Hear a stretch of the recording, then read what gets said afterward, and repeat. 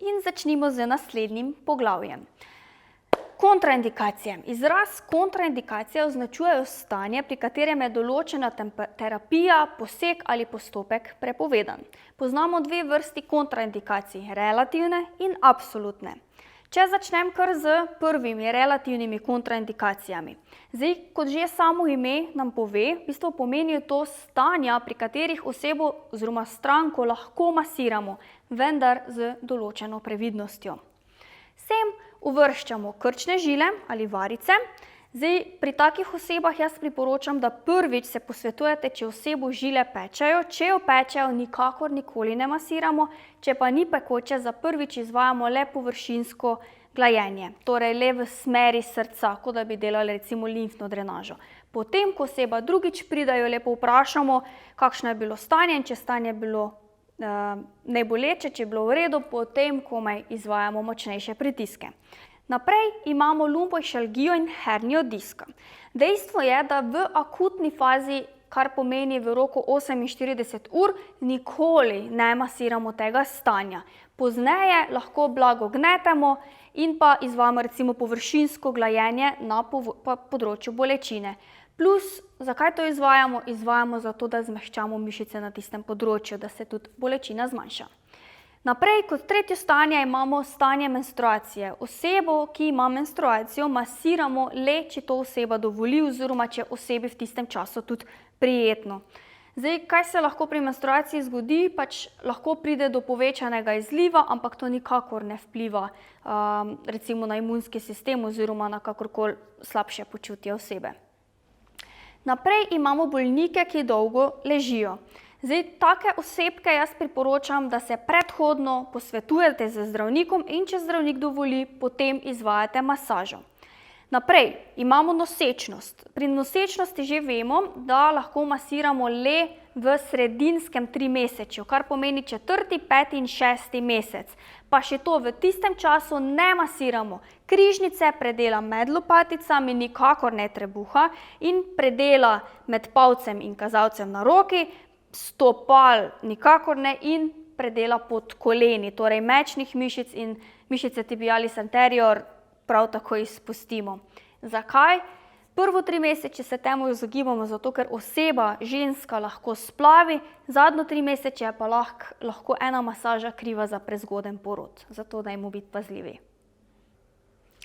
Naprej imamo bolnike, ki trpijo za izčrpanostjo. Tukaj je zelo pomembno, da pazimo na imunski sistem stranke, kajti če izvajamo močno športno masažo, se lahko imunski sistem dodatno preobremeni in poslabša, zato v tem primeru priporočam le blago klasično masažo. Naprej imamo recimo bolnike, ki jemljejo sredstva za redčenje krvi, samo in izključno po posvetu z zdravnikom.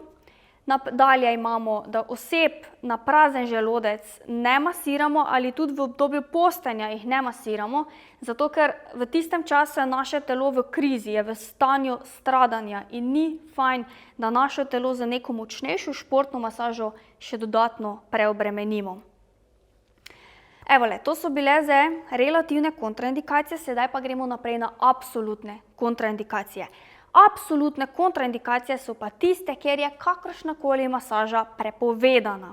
Zdaj, med absolutne kontraindikacije spada oslabljen imunski sistem, akutne poškodbe, odprte rane in dislokacije, zlomi kosti, rupture, ali so to notranje ali zunanje, okužbe, krvavitve, globoka venska tromboza, recimo preko sončnih opeklin ne smemo masirati, preko kakršnihkoli drugih opeklin, odprtih ran, dobenega vnetja kakršnegakoli v akutnem stanju ne masiramo, potem bolezni in pa okvare kože, novotvor ne masiramo, bradavičastih izrastkov ne masiramo, neznanih otrdlin, prav tako ne malignih tumorjev, enaka stvar, povišane telesne temperature, bolezni ven, sveže in odprte rane, tudi ne, zlomov kosti, potem postoperativna stanja, prav tako ne, prelažnine smo že omenjali, epileptiko ne masiramo in pa vneti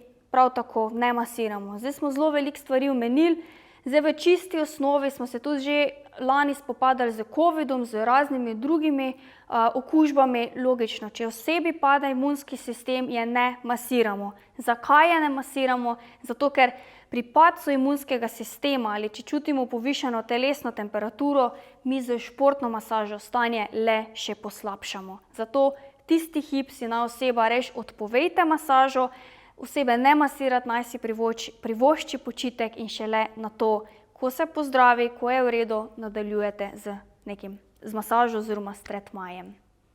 Naprej imamo pa dele teles, ki jih nikoli ne masiramo. Učili smo se, pa tudi v spodnjih videih boste videli, da nikoli ne masiramo predela vratu spredaj. Potem nikoli prav tako ne masiramo predela spolnih organov, prav tako bradavic, potem predelov materinih znamen, ki so nad površino kože, torej nad nivojem kože, potem predelov, kjer pridejo na površje ožilje, živci in pa limfne žleze, to so recimo pazduhe, dimlje, upogibi za koleni, tudi pri komolcu recimo, in pa predele, katerih nam oseba ne dovoli masirati. V tej točki bi se ostala, kajti veliko ljudem je zelo neprijetno, če se jim masira zadnjico, ali pa mi bomo tudi masirali mišice aduktorja, to je na notranji strani stegna.